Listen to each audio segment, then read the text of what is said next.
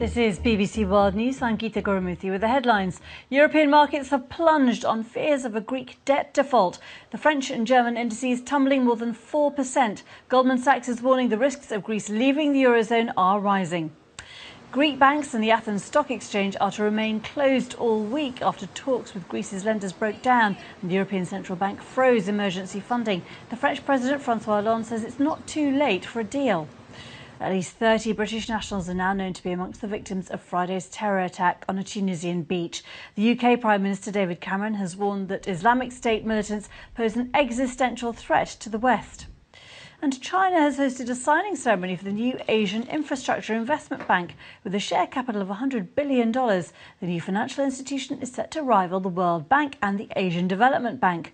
Those are all the headlines here on BBC World News.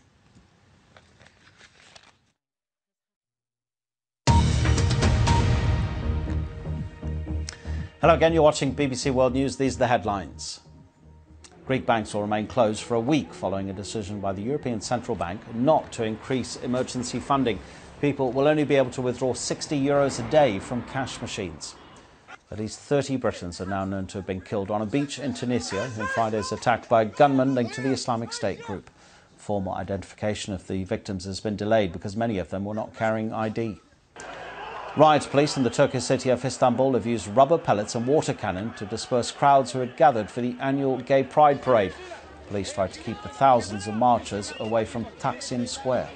An unmanned rocket carrying supplies to the International Space Station has exploded shortly after it took off from Florida. The failure of the mission is seen as a major setback for NASA.